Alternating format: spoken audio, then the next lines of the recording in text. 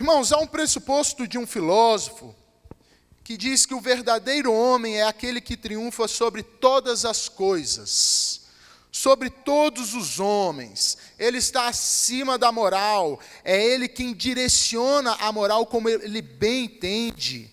Ele tem o melhor emprego, ele tem o melhor poder.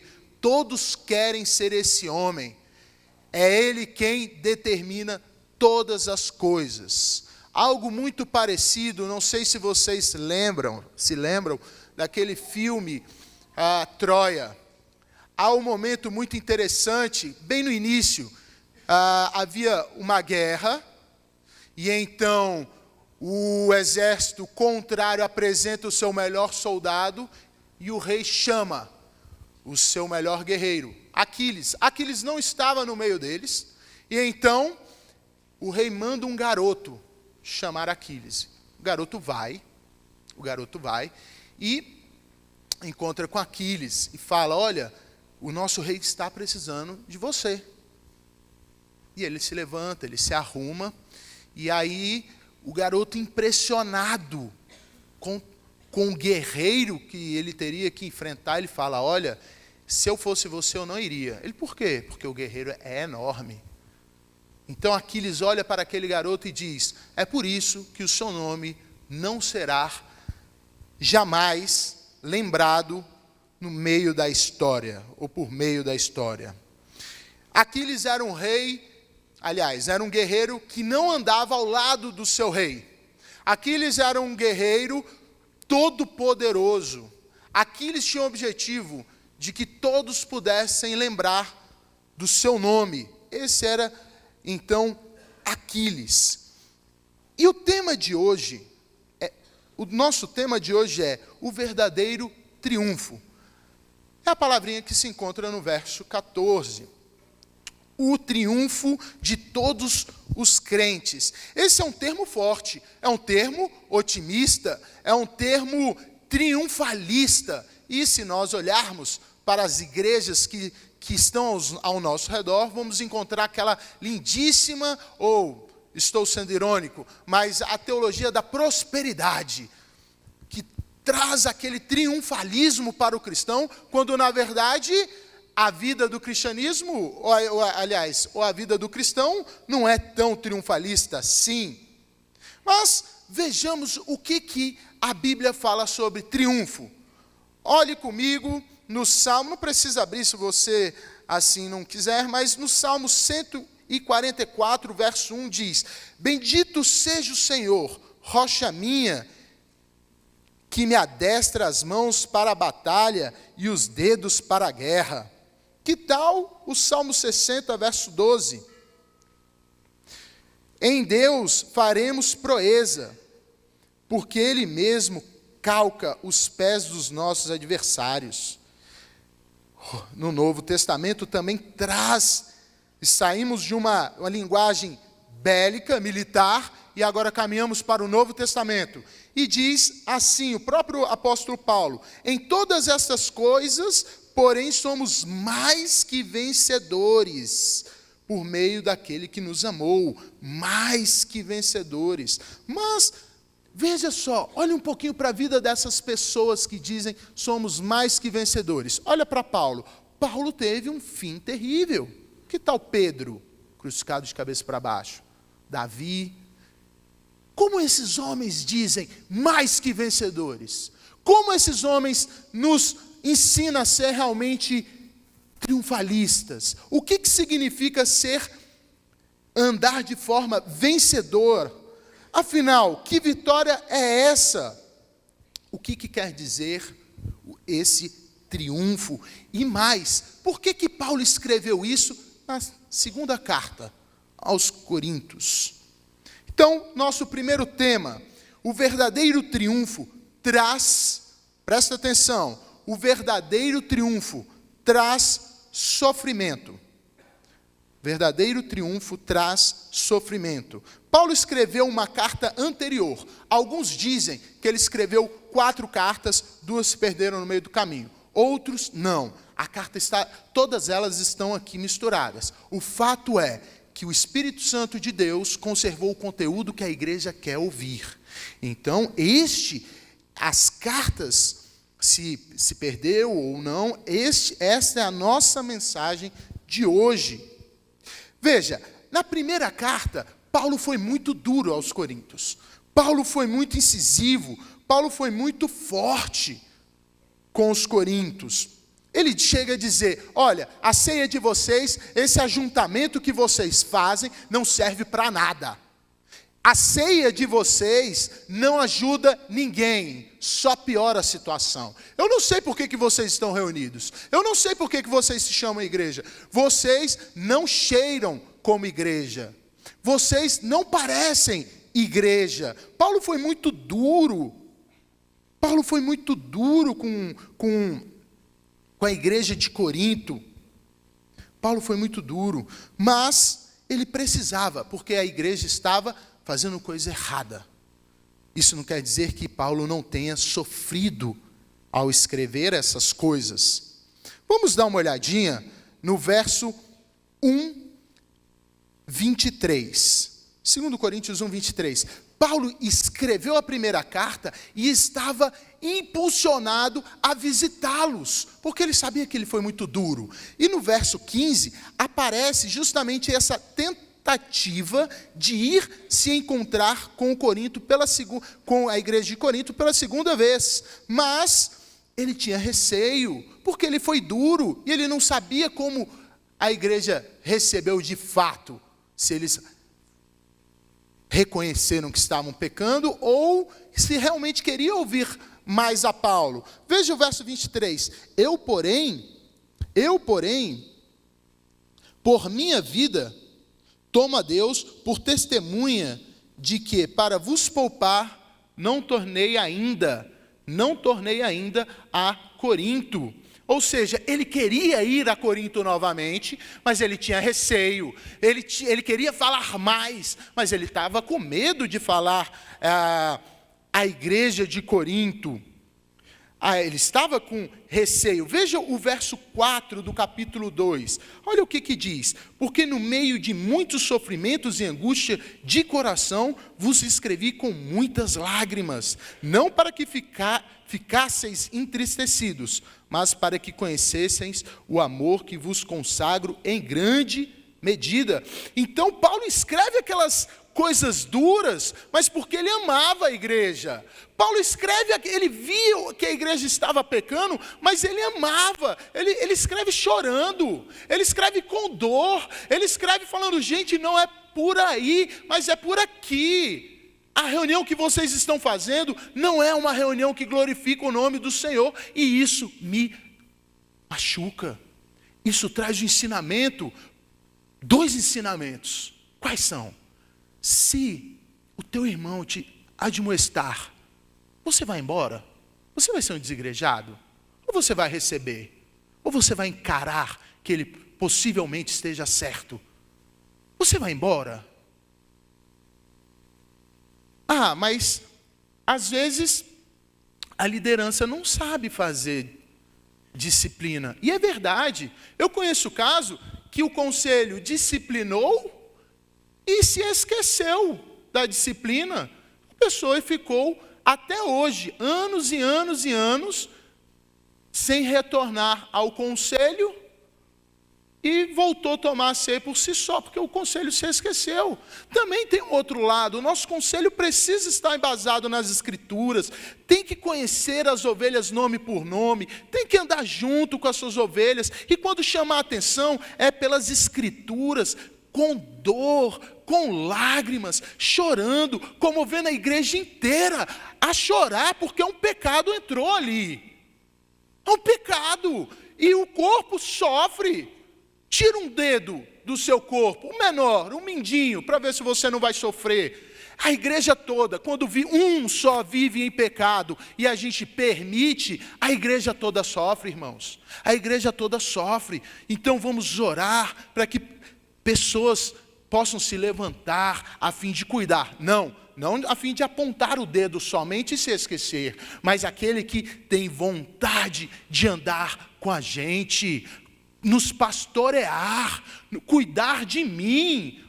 Eu tenho certeza que você gostaria disso. Eu tenho certeza que existem famílias que vão água abaixo e precisam uns dos outros aqui. Paulo chora, Paulo escreve verdades com lágrimas. Precisamos fazer uns com os outros, com amor, querendo ver o quê? Não que eu sei mais teologia para falar que ele está errado, mas porque eu estou sofrendo com ele, estou tendo empatia. Jesus chorou por causa disso. Irmãos, Paulo estava preocupadíssimo com a realidade, e então ele escreve o verso 12 do capítulo 2. Ora, quando cheguei a Trode para pregar o evangelho de Cristo, e uma porta se me abriu. O que tem a ver este verso aqui? Muitas vezes a gente lê, passa correndo, não entende, e chega no verso 14, que é muito bom. Mas para que a gente possa entender este fato, veja comigo o verso 8 do capítulo 1. O verso 8 do capítulo 1. Porque não queremos, irmãos, que ignoreis a natureza da tribulação que nos sobreveio na Ásia, porquanto foi acima das nossas forças, a ponto de desesperarmos até da própria vida. Que situação é essa? Situação aqui, a partir do verso 9, até o verso 11 do capítulo 2, Paulo entra numa digressão. Mas então, e aí ele volta ao assunto no verso 12. Mas o que ele está dizendo aqui no verso 8? Irmãos, vocês se lembram de Atos 19 e 20? Vocês se lembram?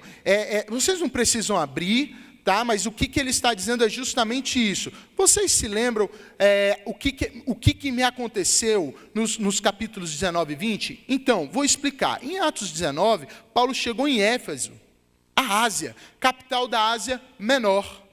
Ele chegou, ele começou a pregar, e ele pregava esse Deus todo-poderoso, ele não tinha medo de nada, então ele falava que só havia um Deus, e ele não cabia em templo, e ele não era objeto, só que Éfeso tinha a deusa Diana. Era uma cidade idólatra, e as pessoas construíam objetos daquele Deus. As pessoas adoravam aquele Deus. As pessoas construíam seus próprios deuses. E então, o que aconteceu? Uma forma de mercado era vender objetos sagrados. Como eles pensavam. Eles ganhavam dinheiro. Houve um montim. Paulo foi surrado. Paulo foi espancado. Paulo foi humilhado. Paulo teve que fugir. E Paulo foge. E Paulo foge. E chega em Trode. Mas por que ele prega? Ele prega porque ele acreditava na sua mensagem. E ele chega em Trode. E ele diz no verso 12: Ora, quando cheguei a Trode para pregar o evangelho de Cristo, e uma porta se me abriu no Senhor. Irmãos, Paulo acreditava no que ele pregava. Ele acreditava que Jesus ressuscitou, ele acreditava que ele iria ressuscitar, ele acreditava que Jesus tinha poder para mudar as pessoas, mas ele foi espancado, ele foi humilhado. Só que isso, ele escreve um pouquinho dessa mensagem lá na primeira carta. Ele fala: eu creio que Jesus ressuscitou, porque se eu não cresce nisso, comamos e bebamos, porque amanhã morreremos. Mas ele ressuscitou, há uma mensagem a ser passada, há uma mensagem a ser pregada. Então ele apanha, ele leva surra e chega em Trode fugido. Ele teve vergonha de tudo aquilo que ele passou, mas ele chega em Trode, e Trode acontece tudo bem. Vocês perceberam? Uma porta me abriu. As coisas começam a ir bem para Paulo. Estava tudo ok, não tinha nada de ruim. E ele podia agora pregar para um grupo que queria ouvi-lo. Mas ele não estava tranquilo. Veja o verso 13. Não tive, contudo, tranquilidade no meu espírito, porque não encontrei o meu irmão Tito. Por isso, despedindo-me deles, parti para a Macedônia. Paulo chega num lugar que ele pode pregar tranquilamente, mas ele estava preocupado com quem? Com Tito. Quando a gente olha para uma carta, a gente tem que fazer algo como eu faço com a Camila. Por exemplo, eu estou dirigindo, alguém liga, eu não sei quem é, mas do jeito da forma que ela fala, eu já descobri. E aí eu começo a imaginar, porque nós somos curiosos por natureza, né? Aí eu começo a fazer, na minha cabeça, eu sou a pessoa. Quando a gente olha para a carta, a gente só tem um lado. Como a Camila, eu só escuto a Camila. O que nós precisamos? Descobrir o que aconteceu de fato. Mas veja, ele estava incomodado. A verdade é que Paulo estava acomodado. Mas há uma mensagem importantíssima. Por que Paulo estava incomodado? Porque Tito não retornou. Essa é uma informação interessante. Por que Tito não retornou? Ele era aquele que estava enviando a primeira carta aos Coríntios. Ele era o guardião daquela informação. Ele era o responsável pelaquela carta. Só que ele não retornou. Ou seja, a tese de Paulo estava correta. Eles odiaram a informação. Eles odiaram o que Paulo escreveu. Não vou nem agradecer essa carta. Tito não retornou para dizer a Paulo, olha, foi ótimo. Olha, está aqui o retorno. Tito não retornou. Tito não retorna. Ele não retornou e ele sente saudade. Por isso que ele vai embora. Ele vai embora porque agora ele percebe que Corinto precisa dele mais do que nunca. Por quê? Por quê? Porque eles estavam com raiva. Eles estavam com ódio. Casamento Paulo e Corinto. É o casamento difícil, mas há perdão no final disso. Há amor derramado. E Paulo se preocupa de tal forma que ele vai. Essa é uma ordem dada para mim e para você. Você pisou no pé do seu colega, então vá. Vá conversar com ele. Você tem um problema com o teu irmão, peça perdão. Você nasceu ou não nasceu de novo? Você nasceu de novo. Então, se resolva com aquele que precisa ouvir.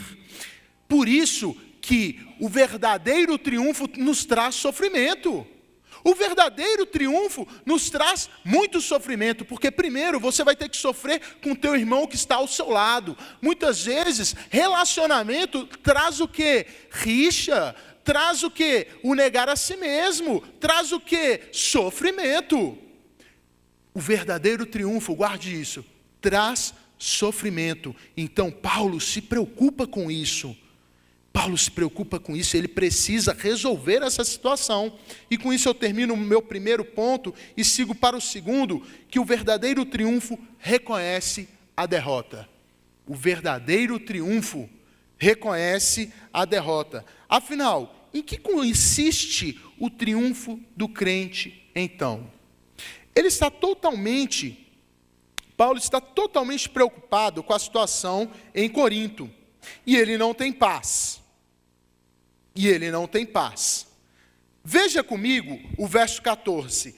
Graças, porém, a Deus que em Cristo sempre nos conduz em triunfo e por meio de nós manifesta em todo lugar a fragrância do seu conhecimento. Então, Paulo agora começa a escrever a graça. Graças, porém, a Deus. Essa é uma informação muito importante, porque qualquer coisa que signifique vitória na sua vida, ela tem que estar associada à graça, e ele reconhece isso. A graça, porém, a Deus. Outra informação do texto, que em Cristo, há uma tradução bem melhor, graças a Deus que nos conduz no triunfo de Cristo. Quem triunfa aqui? Sou eu? Não. Quem triunfa aqui? É você? Não. É o pastor? De jeito nenhum. É Cristo. Há uma cerimônia, Paulo começa a escrever na linguagem dos romanos. Há uma cerimônia acontecendo aqui. E essa cerimônia é minha? Não. Eu que sou o vencedor? De jeito nenhum. Mas é Cristo. Em Cristo. O verdadeiro triunfo nos traz a derrota. Porque nós precisamos ser derrotados. Nós precisamos ser derrotados. E essa cerimônia, essa celebração é toda para Cristo. É Cristo quem está sendo celebrado aqui. É Cristo quem está sendo celebrado. Mas quando foi que Cristo venceu? Cristo venceu na cruz. Cristo venceu na cruz, atraindo todos os homens. E aí a gente vai ver que existem 2 carros nessa celebração. E eu espero que você esteja no menos pior ou no melhor. Mas Cristo na cruz venceu, nos atraiu, nos tirou de uma escravidão.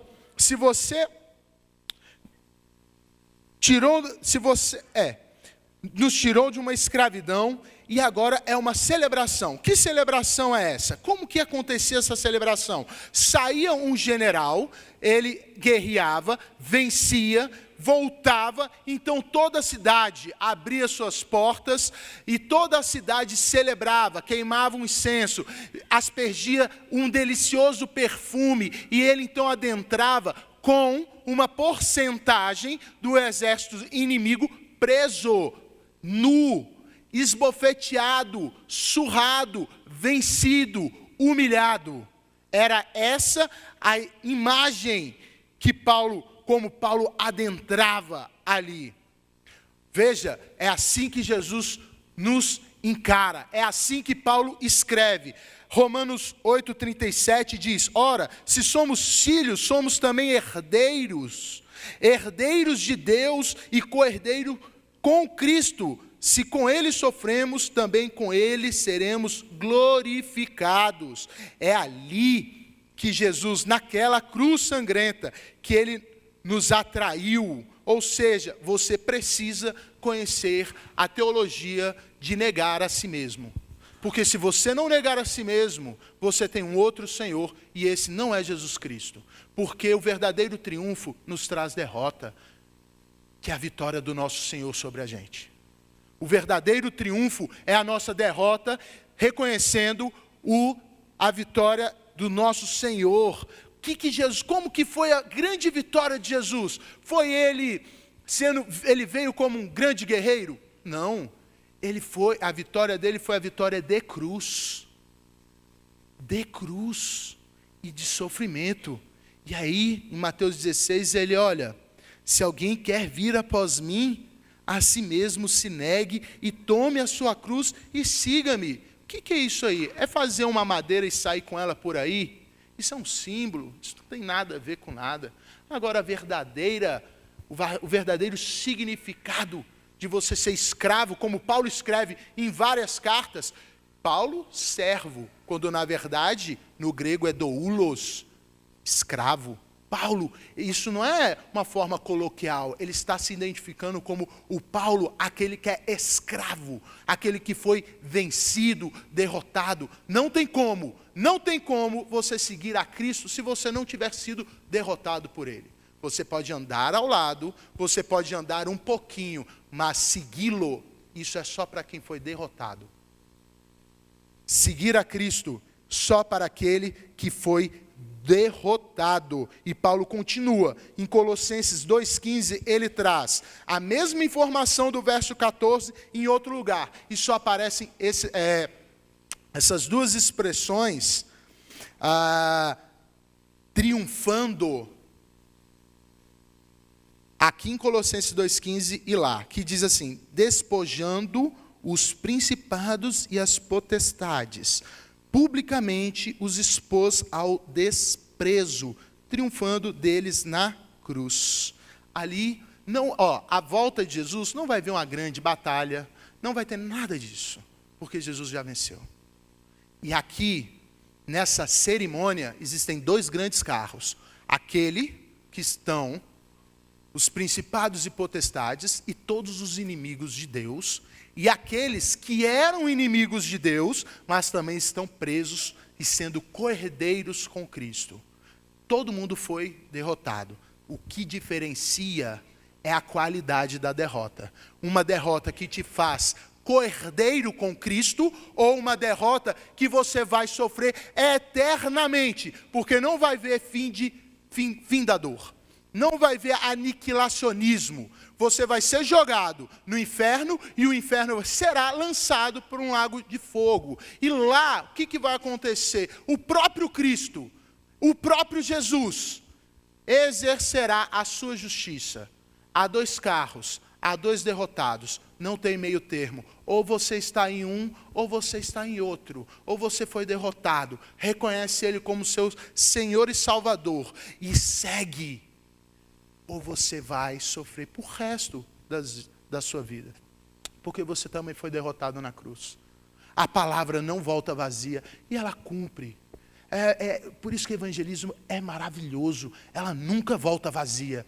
É por isso que quando eu chego aqui na igreja, como eu cheguei na reunião que tive com os meninos, para a gente fazer o corujão, quarta de manhã, quinta de manhã, não sei, eu vi lá, máquina do tempo, eu pude participar disso. Um grande evangelismo, maravilhoso, pregando as escrituras para jovens, para crianças.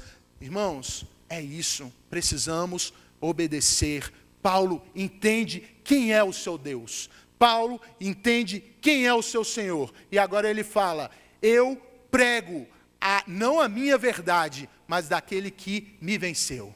Como Jacó foi vencido. Irmãos, as Escrituras nos vencem. A todo instante, as Escrituras, ela nos humilha, ela nos machuca.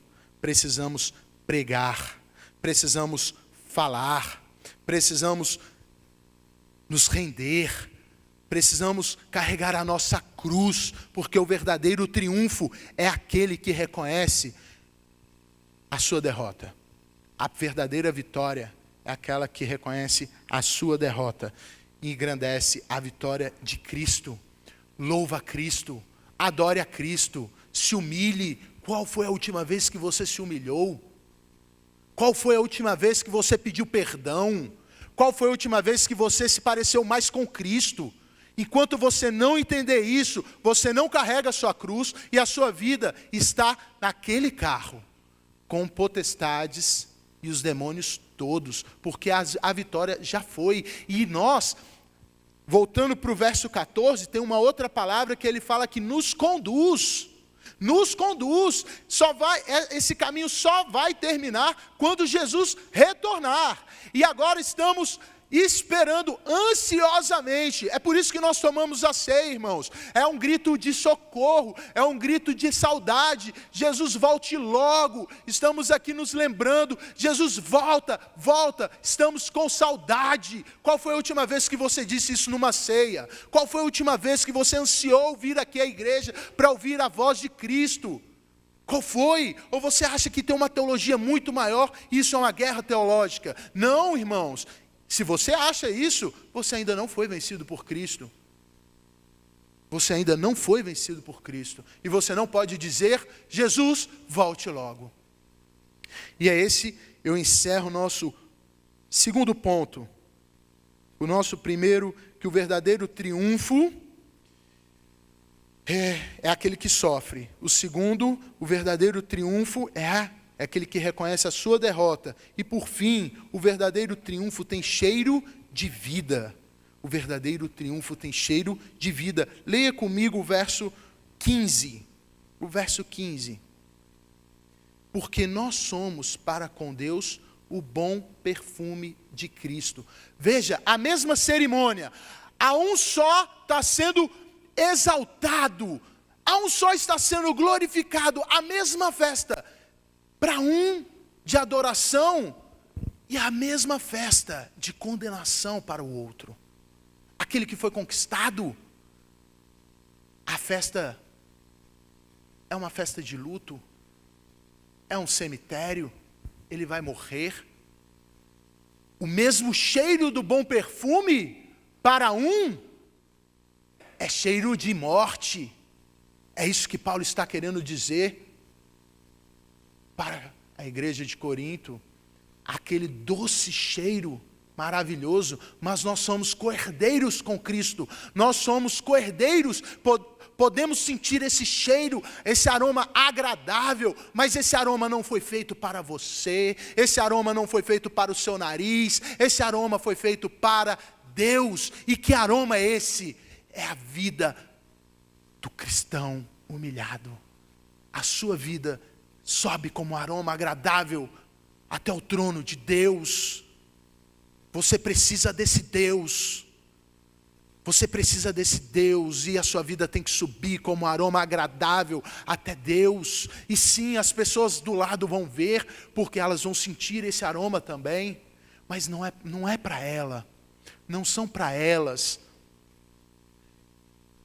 As pessoas vão reconhecer que você realmente trabalha na igreja, as pessoas vão olhar e vão perceber que você prega o evangelho no trabalho, as pessoas vão ver tudo isso, mas não é para elas, não são para elas, é para Deus. Suba com aroma agradável, e se essas pessoas não se renderem a Cristo, descanse, porque Cristo já venceu, e elas estão no outro carro. O trabalho não é seu, o trabalho nunca foi nosso. A gente tem que ser testemunha somente. A parábola de Jesus, do joio, do trigo, não somos nem nós que vamos ceifar, muito menos ceifar a igreja, são os anjos. Nós precisamos testemunhar. Você tem testemunhado? Você tem testemunhado? Então, aí fica a pergunta: será que o breve catecismo, a confissão, o catecismo maior, essas coisas têm a ver com a nossa vida? Irmãos, eu insisto, decorem. Qual é a primeira pergunta do breve catecismo? Qual é o fim principal do homem? O fim principal do homem é glorificar a Deus e gozá-lo para sempre. Tem tudo a ver com a nossa mensagem, tem tudo a ver com as Escrituras e tem tudo a ver. Continue comigo para a gente já encerrar. Tanto no versículo 15, porque nós somos para com Deus o bom perfume de Cristo, tanto nós que são salvos, como nós que se perdem, para com estes cheiro de morte para a morte, para com aqueles aroma de vida para a vida. Irmãos, Paulo estava preocupado com aquela igreja. Tito não retorna. Então ele escreve para dizer qual é o verdadeiro triunfo, e ele apresenta a graça. Paulo se move, ele não fala: olha, eu fui espancado em Éfeso, depois eu fui para Troade. Não, eu não estou sendo uma pessoa negligente, eu estou tendo que resolver o meu primeiro problema. O meu primeiro problema é porque eu amo vocês, e eu preciso responder de forma positiva, eu preciso mostrar com a minha vida, eu preciso chorar com vocês. Não me entendam mal, mas não sou eu, é Cristo quem vive em mim. Não sou eu, é Cristo quem vive em mim. Os coríntios podiam pensar que eles estivessem equivocados com relação ao que é ser triunfante. E muitas vezes eu me encontro assim. Muitas vezes eu acho que a vitória, ela é minha. Muitas vezes eu acho que eu tenho poder. Muitas vezes eu acho que eu sou forte o suficiente. Muitas vezes eu acho que sou eu que me ergo e enfrento os meus problemas. Mas não, graças, porém, a Deus. Isso me falta todos os dias, e eu peço: Deus, me dê graça para te dar graça. Deus, me levante para eu poder te adorar cada vez mais. Deus, me faça um homem melhor, porque eu olho para mim e só vejo pecado, mas é a sua graça que me basta. É a sua graça que me basta, que nos basta. E Deus não vai aliviar, porque a vitória é dele. A vitória é dele. O triunfo, irmãos, o triunfo divino é divino e não é humano. Eu sei que todo mundo quer vitória, mas o que talvez esteja faltando para nós é a derrota. Essa boa derrota de ser derrotado por Ele, por Cristo, para fazer com que as nossas vontades se enfraqueçam, nosso orgulho cair, nosso eu diminuir. nós temos de ser mais derrotados por Deus, porque é desse modo que nós participamos mais do triunfo de Cristo. E Cristo diz: aquele que não morrer, não cair, não se esmigalhar, como poderá dar fruto? O que basta? O que adianta você ganhar o mundo todo e perder a sua alma? Ganha sua alma perdendo o mundo todo. Porque o mundo é de Deus, o mundo é de Cristo. Primeiro Colossenses 1, 16, 17, é isso que vai dizer. Tudo foi feito para Ele, por meio dEle, todas as coisas são dEle. O mundo não é nosso. Se renda enquanto o Senhor pode ser encontrado. Então, quero deixar só para relembrar. Primeiro ponto, o que é o verdadeiro triunfo de Deus? O triunfo de Deus, o verdadeiro triunfo do crente é reconhecer que ele vai sofrer. O segundo ponto, o verdadeiro triunfo, o triunfo do crente é se reconhecer como derrotado. E o terceiro triunfo do crente é que ele tem cheiro para a vida. Espero que a sua vida seja assim, irmão. É isso que eu confio, é nisso que eu creio, em nome de Jesus.